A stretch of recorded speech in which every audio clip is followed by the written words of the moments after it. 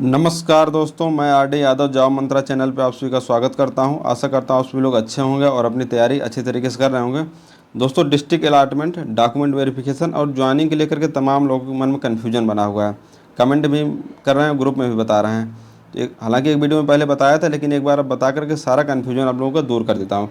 इसके बाद आपको कोई कन्फ्यूजन नहीं रह जाएगा और परेशान नहीं होना, घबराना नहीं है। डिस्ट्रिक्ट अलॉटमेंट की लिस्ट आ रही है और आएगी भी। और कोर्ट केस जिसके ऊपर चल रहा है, किसी का केस चल रहा है या कहीं अदर जगह जॉब कर रहे हैं, तमाम चीज़ सब एक एक चीज़ मैं क्लियर कर दूंगा। कोई चीज़ परेशान होने की ज़रूरत नहीं है। तो पहले देख लेते हैं डिस्ट्रिक्ट अलॉटमेंट का क्या स्टेटस है। डिस्ट्रिक्ट अलॉटमेंट लिस्ट का डिस्ट्रिक्ट अलॉटमेंट कल से ही आ रहा, जैसे कि मैं बताया भी था।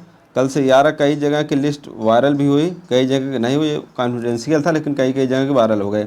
ग्रुप में बहुत सारे ज़िलों की लिस्ट आ गई, लेकिन बहुत सारे ज़िलों की बाकी है। कौशाम्बी का कल से ही मेल भी आने लगा था और आज भी कई लोगों का कॉल आ रहा है, मेल आ रहा है। और मैं समझता हूँ मंडे को सबका पता ही चल जाएगा। कल मंडे ट्यूजडे में सबका पता चल जाएगा किसका कहाँ हुआ है। और ये फ़ोन तो आएगा, आपको कॉल तो आएगा, साथ में मेल आएगा। और मान लीजिए मोबाइल नंबर मेल गलत दे दिए तो बाई पोस्ट भी लेटर आएगा। तो बिल्कुल परेशान होने की ज़रूरत नहीं है। ऐसा नहीं कि फ़ोन आपको नहीं आया तो आपका जो है नौकरी नहीं देंगे या रिजेक्ट कर देंगे, मेल नहीं आया तो रिजेक्ट कर देंगे। बाई पोस्ट आएगा। जब तक आप ज्वाइन नहीं करेंगे, ऐसा नहीं है कि आप नहीं जा रहे हैं, नहीं मिल रहा है तो आपका कैंसिल कर देंगे कैंडिडेचर। ऐसा नहीं होगा। बाई पोस्ट आएगा, वो 2-3 बार आता है। पूरा पता करते हैं खुद, आपका नाम पता चल जाता है तो गाँव खुद पता करते हैं कहाँ पे है, सब पता करवाते हैं। ऐसा नहीं आपका सिलेक्शन हुआ आपको बाहर कर देंगे बिना बुलाए, बिना डॉक्यूमेंट चेक किए हुए। ये सब चीज़ें नहीं होता है। परेशान मत होइए, घबराइए मत। आपको पोस्ट जाएगा ही जाएगा। मेल आ रहा है फिर भी बाई पोस्ट तो जाएगा घर पे। ये सब चीज़ें हो गई। डिस्ट्रिक्ट अलॉटमेंट आ जाएगा मंडे तक, सबको पता चल जाएगा, मैक्सिमम चांस है। आज भी फ़ोन आ रहा है, कल भी आएगा। दूसरा है डॉक्यूमेंट वेरिफिकेशन।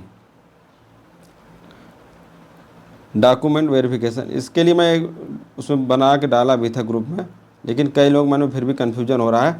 तो डॉक्यूमेंट वेरिफिकेशन में क्या क्या चाहिए? अगर आप ग्रुप डी दे रहे हैं तो 8th की मार्कशीट चाहिए ही चाहिए, ठीक है। अगर आप जूनियर असिस्टेंट या स्टेनो की बात करें, एक तो 10th की मार्कशीट और सर्टिफिकेट चाहिए।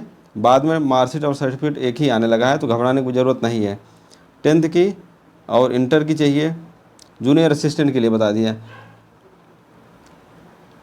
अगर जूनियर असिस्टेंट वाले यहाँ तक हैं तो ठीक है, कोई दिक्कत नहीं है। अगर मान लीजिए वहाँ पे पीजी या यूजी डाल दिए हैं, बीएससी बीए कुछ डाल दिए हैं, तो भी चल जाएगा। अगर है डिग्री या मार्कशीट तो ठीक है, नहीं है तो कोई परेशान होने वाली ज़रूरत नहीं है जूनियर असिस्टेंट के लिए।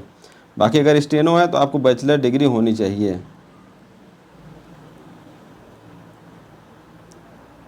जूनियर असिस्टेंट वाले ध्यान दें, अगर नहीं है तो कोई प्रॉब्लम नहीं है।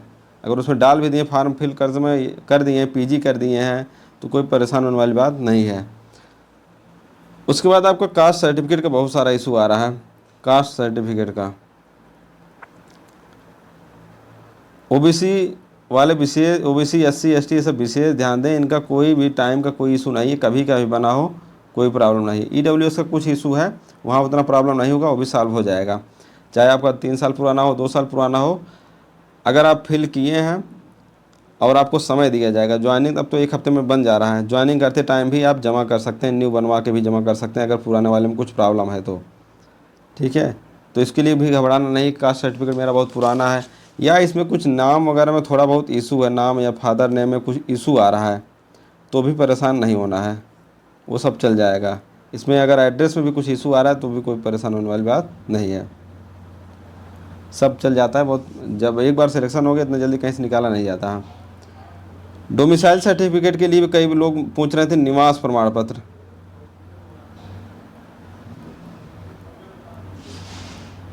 निवास प्रमाण पत्र है तो ठीक है, नहीं है तो कोई बात नहीं। आधार कार्ड होना चाहिए।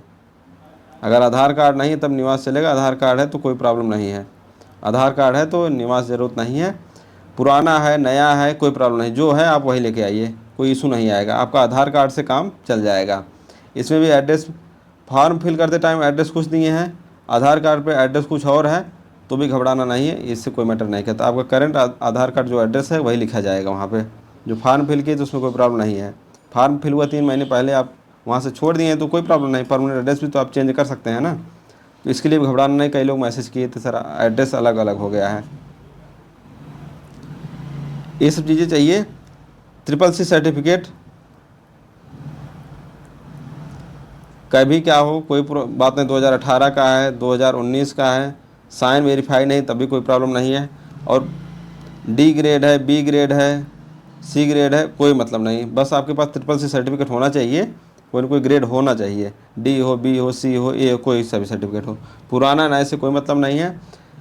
हाँ, फॉर्म फिल करने से पहले का आपके पास होना चाहिए, जब नोटिफिकेशन आप फॉर्म फिल किए उसके पहले का सर्टिफिकेट होना चाहिए, ऐसा नहीं है कि फॉर्म फिल करने के बाद आप किए हों। ये सब चीज़ें हो गई। अब आता है कैरेक्टर सर्टिफिकेट। कई लोग का इशू आ रहा है कैरेक्टर सर्टिफिकेट का कैसे क्या करें। कैरेक्टर सर्टिफिकेट एक तो आप अपने कॉलेज से बनवा लीजिए जहाँ से पढ़ाई किए हैं। ऐसा नहीं है कि आप फॉर्म फिल करते टाइम MA डाल दिए हैं, अब आप जहाँ से BA किए थे वहाँ नज़दीक पड़ा है तो आप BA वाले से ही सर्टिफिकेट बनवा लीजिए। इंटर पढ़ रहा है तो इंटर से बनवा लीजिए, कोई इशू नहीं है। आप एक कैरेक्टर सर्टिफिकेट, ये सब फॉर्मेलिटी एक होती हैं, कोई इशू नहीं आता है। कहीं से भी किसी कॉलेज से एक बनवा लीजिए, ज़रूरी है किसी कॉलेज से आप बनवा लीजिए।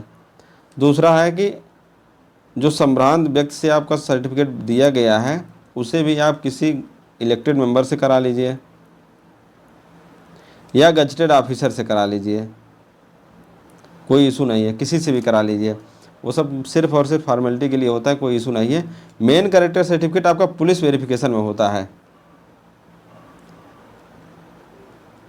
पुलिस वेरिफिकेशन जिसको आपको नहीं करना है। ये सब जब आप ज्वाइन कर लेंगे उसके बाद लेटर भेजा जाता है आपके पुलिस स्टेशन में, जो आपका पुलिस जो एड्रेस दिए रहेंगे वहाँ पे पुलिस स्टेशन में भेजा जाता है।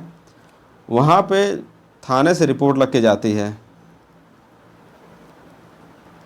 इनका कैरेक्टर कैसा है, इनके ऊपर कोई केस वगैरह तो नहीं चल रहा है, ये सब चीज़ें हैं, यहाँ से जाता है। इसके बाद ही आप कन्फर्मेशन वहाँ किए जाते हैं। 2 साल का टाइम होता है कन्फर्मेशन का, तब 2 साल बाद जब तक आप केस वगैरह रहेगा तो कन्फर्म नहीं होंगे, जॉब कर रहे होंगे पुलिस वेरिफिकेशन से। बाकी ये सब तो जो कैरेक्टर सर्टिफिकेट है ये सब फॉर्मेलिटी है, इसका कोई इशू नहीं आएगा। और कई लोग शपथ पत्र के लिए घबरा रहे हैं, शपथ पत्र कैसे बनवाएंगे, ये सब कई लोग ऐसे हैं ग्रुप चैनल बना लिए, एक जॉब में लिए नहीं हैं, लड़कों को कन्फ्यूजन करने के लिए तमाम चीज़ दे रहे हैं, मेडिकल सर्टिफिकेट दे रहे हैं। मैं तो 5-7 जगह DV कराया हूँ तो मुझे सब अच्छे से आइडिया है, इन सब का कोई इशू नहीं है, ये सब वहीं पे दिया जाएगा, अपने मन से कुछ नहीं बनवाना है। मेडिकल सर्टिफिकेट जब DV हो जाएगा वहीं उसी ज़िले में जा कर के मेडिकल कराना होगा, DV के बाद कराना होगा। शपथ पत्र जो लगेगा वहीं पे बनवाएंगे, ऐसा नहीं अपने मन से आप शपथ पत्र बनवाने लग जाएँ, मेडिकल सर्टिफिकेट बनवाने लग जाएँ। नॉर्मल फॉर्मल शर्ट पैंट पहन के जाइए, जो फॉर्मल होता है, कोई इशू नहीं है कि आप कोट पैंट पहन के आए, आप फॉर्मल पहन के जाइए, DV वगैरह कराइए, कोई दिक्कत नहीं है। कई लोग आधार कार्ड फॉर्म फिल जब कर रहे थे नो कर दिए हैं, आधार कार्ड में जब फॉर्म फिल कर रहे हैं तो आधार कार्ड में नो कर दिए हैं, तो उसके लेकर के कोई इशू नहीं है, आप अपना आधार कार्ड ले जाइए, कोई प्रॉब्लम नहीं आएगा। जब आपका DV हो जाएगा, जिस दिन DV होगा उसी दिन बता दिया जाएगा, उसके बाद 15 दिन का टाइम मिलेगा। पहले जब DV हो रहा है, DV 10 दिन में कंप्लीट हो जाएगा, मतलब 5-6 मई तक DV कंप्लीट हो जाएगा, तो परेशान नहीं होना, टाइम भी मिल जाता है। DV कंप्लीट होने के बाद जब जिस दिन DV होगा उसके बाद बता दिया जाएगा, आप 2 से 3 दिन के अंदर आप ज्वाइन कर सकते हैं। कोई अगले दिन आ जाएगा, वैसे 15 दिन समय दिया जाता है ज्वाइनिंग करने के लिए, 15 दिन के अंदर आपको ज्वाइन करना होता है, तो आप किसी भी दिन आके ज्वाइन कर सकते हैं, कोई ऐसा नहीं है 15 दिन के बाद ही आना है, लास्ट 15वें दिन आना है। DV के बाद आप ज्वाइन कर सकते हैं। DV हो गया, DV में 1 हफ्ते टाइम मिलता है, कोई घबराना नहीं है कि 29 डेट दिया नहीं हो पाया तो अब छूट जाएगा, उसके बाद भी डेट मिलेगा, परेशान नहीं होना है। मेडिकल कैसे बनता है आप यहाँ पे देख लीजिए, मेरा खुद मेडिकल बना हुआ था। ये सर्टिफिकेट, फिटनेस सर्टिफिकेट यहाँ पे आप देख रहे हैं, certificate of fitness for government service, rule 10 आप फंडामेंटल रूल, इतना नेम दिख रहे हैं यहाँ पे, जिस पोस्ट पे आप जा रहे हैं वहाँ लिखा जाता है। और जैसे किसी का ग्लास लगा हुआ है, चश्मा लगा हो तो यहाँ पे लिख दिया जाता है विजन ग्लास, इससे कोई मतलब नहीं होता है, कलर ब्लाइंडनेस से कोई मतलब नहीं होता है। एज यहाँ पे 28 साल है, अपीयरेंस 28 साल, ये सब मोहर लग जाती है, CMO की मोहर लग जाती है। तो ये सब मेडिकल सर्टिफिकेट ऐसे ही होता है, कोई बहुत परेशान मत होइए। 5-7 जांच दिया जाता है। अब सरकारी हॉस्पिटल में जांच वगैरह का आप जानते ही हैं कैसे क्या सिस्टम होता है, आराम से जाइए, जांच कराइए और ये सर्टिफिकेट बन जाता है।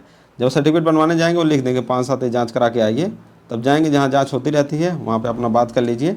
और जांच पे सब मोहर साइन करके दे देते हैं कि हाँ इनका इतना है, हीमोग्लोबिन है, ये है, वो है। उसके बाद आपका सर्टिफिकेट बन जाता है, यही सर्टिफिकेट जमा होगा। और जिसके ऊपर कोई केस वगैरह चल रहा है उनके लिए क्या करना है, जिसके ऊपर कोई केस चल रहा है उनके लिए क्या होगा, जब वहाँ पे फॉर्म दिया जाएगा डीवी के टाइम, तो उसमें पूछा जाता है आपके ऊपर कोई केस वगैरह चल रहा है, तो आप वहाँ मेंशन करेंगे। फिर वो वहाँ से आएगा हाई कोर्ट, हाई कोर्ट से फिर परमिशन मिलेगी, तब जाके आपकी ज्वाइनिंग होगी। जो थोड़ा सा डिले होता है इसमें, मैक्सिमम 1 मंथ तक होता है, 2 वीक या 1 मंथ मान सकते हैं, 1 मंथ तक डिले होगा। ज्वाइनिंग होगा ज़रूर, लेकिन थोड़ा सा डिले हो जाएगा। ये सब चीज़ ध्यान रखें। और जो अदर कहीं जॉब कर रहे हैं उनको एनओसी की जो प्रॉब्लम आ रही है, यहाँ पे मेरा एनओसी आप देखेंगे, ये जब मैं वहाँ था ministry of science and technology में था तब का है। यहाँ पे आप देखें ministry of science and technology में था, एलडीसी पोस्ट पे था। तो यहाँ पे आप देखेंगे Ramdatt Yadav working as LDC और is selected for any post on the basis of UP triple C lower subordinate service 2019। यहाँ पे दे दिए गए, दे रहे नो ऑब्जेक्शन, इनको कोई ऑब्जेक्शन नहीं है। यही होता है एनओसी। इसको आप जमा कर सकते हैं, परेशान नहीं होना है। अगर एनओसी नहीं मिल रही है, एनओसी नहीं मिल रही है तो परेशान मत होइए, आप डीवी कराइए, डीवी के टाइम ही बात कर लीजिए। उसके बाद जाइए रिजाइन दे करके रिलीविंग लेटर लेके आइए, रिलीविंग लेटर लेकर के ज्वाइन कर लीजिए। तो बहुत ज़्यादा परेशान मत होइए। आप वहाँ पे अपना इंटीमेट दे दीजिए, जिस जगह जॉब करें आप वहाँ पे इंटीमेशन दे दीजिए कि हमारा यहाँ सिलेक्शन हुआ है, हम रिजाइन करेंगे। तो डीवी के बाद रिजाइन कर दीजिएगा। अब मैं समझता हूँ सारी चीज़ें क्लियर हो गई होंगी, काफ़ी डिटेल में बता दिए हैं। तो ठीक है दोस्तों, फिर और कोई डाउट होता है तो कमेंट कर दीजिए, वहाँ से रिप्लाई कर देंगे। मैं समझता हूँ सारी चीज़ें क्लियर हो गई होंगी। और कोई थोड़ा बहुत मिस्टेक है किसी सर्टिफिकेट वगैरह नाम वगैरह में तो बहुत ज़्यादा परेशान मत होइए, वो सब वहाँ मैनेज हो जाता है। 10th की मार्कशीट में जैसे फॉर्म फिल किए हैं वैसे ही 10th की मार्कशीट में होना चाहिए, बस ये ध्यान रखिएगा। और कोई प्रॉब्लम नहीं है। नमस्कार।